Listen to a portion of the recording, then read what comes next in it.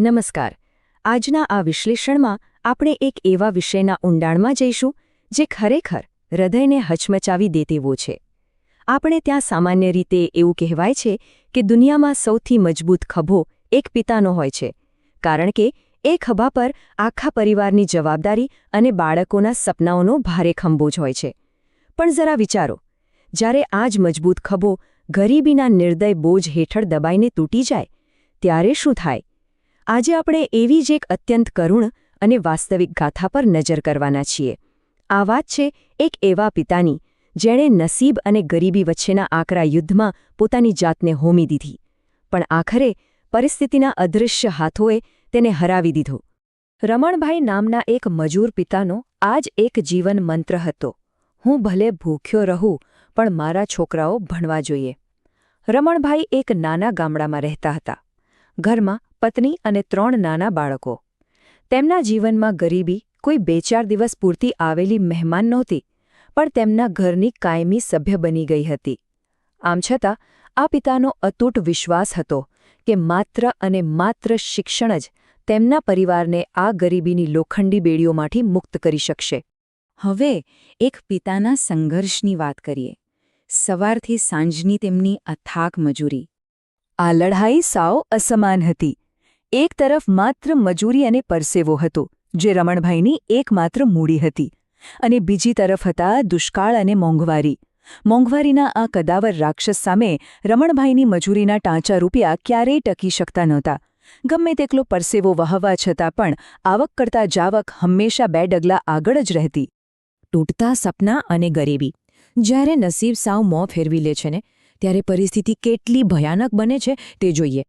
પતન તરફની આ સફર કેવી રીતે શરૂ થઈ તે સમજવા જેવું છે. પહેલા અને બીજા વર્ષે તો સતત દુષ્કાળ પડ્યો.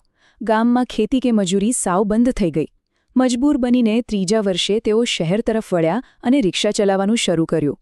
પણ શહેરમાં હપ્તા અને મોંઘા પેટ્રોલ ડીઝલે તેમની કમર તોડી નાખી. ત્યાં ચોથા વર્ષે એક મોટો વજ્રઘાત થયો. તેમની મોટી દીકરી ગંભીર રીતે બીમાર પડી, અને 5મા વર્ષ સુધીમાં તો દીકરીની સારવાર માટે લીધેલા દેવાના વમળમાં તેઓ સંપૂર્ણપણે ફસાઈ ગયા. બીમારી અને દેવાનો બોજ કેવી રીતે વધ્યો, અને ખાસ કરીને આ ચક્રવૃદ્ધિ વ્યાજની ભયંકર જાળ કેવી હોય છે? એક શાંત ચીઝ, સાહુકારોનો રોજનો ત્રાસ, અપમાન અને દિવસ-રાત કાળી મજૂરી કર્યા પછી પણ ખાલી હાથે ઘરે પાછા ફરવાની પીડા. આ બધું જ રમણભાઈને અંદરથી કોતરી ખાતું હતું. તેમના મનમાં એક એવી ચીઝ હતી જે કોઈ સાંભળી શકતું નહોતું, પણ તે ચીઝ તેમને માનસિક રીતે ધીમે ધીમે ખતમ કરી રહી હતી. પિતાની આ શાંત ચીઝ અને ગરીબીની માણસના મગજ પર પડતી માનસિક અસર બહુ જ ઊંડી હોય છે. પોતાના જ સંતાનોને ભણાવવાનું સપનું પોતાની નજર સામે કચડાઈ રહ્યું હોય ને, એ બહુ આકરું છે. રમણભાઈના જ શબ્દો હતા કે સાહેબ, ભૂખ તો સહન થઈ જાય, પણ જ્યારે દીકરો ફી માટે પૈસા માંગે અને ખિસ્સામાં માત્ર કાણા હોય ને, ત્યારે હૃદય ફાટી જાય છે. આ એ જ લાચારીભર્યા શબ્દો છે જે રમણભાઈના મગજમાં દિવસ-રાત હથોડાની જેમ વાગતા હતા. આખરે એ હારનો અંતિમ દિવસ આવી ગયો. તેમના જીવનની એ સૌથી અંધારી રાત. 0. આ માત્ર કોઈ ગણિતનો આંકડો નથી.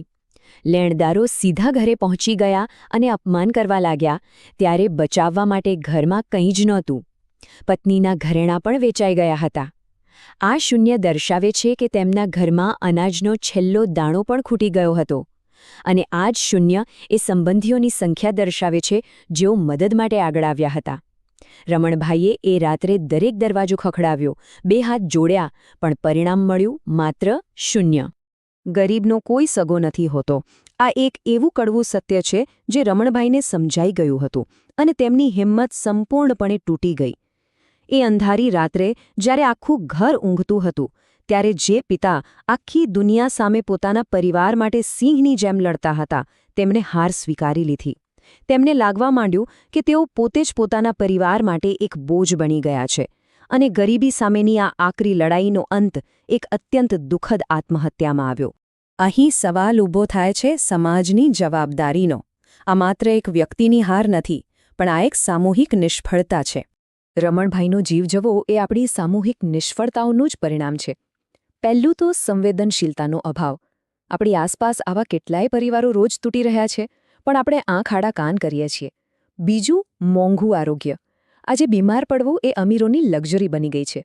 ત્રીજું, શિક્ષણનો અસહ્ય ખર્ચ, જેણે ગરીબ પાસેથી સપના જોવાનો હક જ છીનવી લીધો છે. અને છેલ્લું, કટોકટીમાં મદદનો અભાવ. જો એ રાત્રે કોઈએ માત્ર એટલો વિશ્વાસ અપાવ્યો હોત કે અમે તારી સાથે છીએ, તો કદાચ આજે એક પરિવાર અનાથ ન થયો હોત. ગરીબ હોવું એ આજના સમયમાં જાણે સૌથી મોટી સજા બની ગઈ છે. કાયદાની નજરમાં ભલે ગરીબી કોઈ ગુનો ન હોય, પણ આપણો સમાજ અને આપણી વ્યવસ્થા ગરીબ માણસને ડગલે ને પગલે એવી સજા આપે છે જાણે તેણે કોઈ બહુ મોટું પાપ કર્યું હોય. આ સજા એટલી આકરી હોય છે કે નિર્દોષ લોકોએ પોતાનો જીવ આપીને તેની કિંમત ચૂકવવી પડે છે. તો અંતે આપણે સૌએ વિચારવાનું છે કે શું આપણે આપણી આસપાસ સંઘર્ષ કરી રહેલા આવા પિતાઓને કે આવા પરિવારોને અવગણી રહ્યા છીએ? આ આલેખનનો હેતુ માત્ર ઉદાસી ફેલાવવાનો બિલકુલ નથી, પણ એક સામાજિક જાગૃતિ લાવવાનો છે. આર્થિક મદદ હંમેશા શક્ય ન પણ હોય, પણ થોડી સહાનુભૂતિ, થોડો માનસિક ટેકો કોઈનો જીવ ચોક્કસ બચાવી શકે છે. ચાલો આપણે એક એવો સમાજ બનાવવાનો પ્રયત્ન કરીએ જ્યાં માનસિક દબાણ અને દેવા હેઠળ કોઈ પિતાના ખભા ક્યારેય તૂટી ના જાય. આ વિશે વિચારજો જરૂર.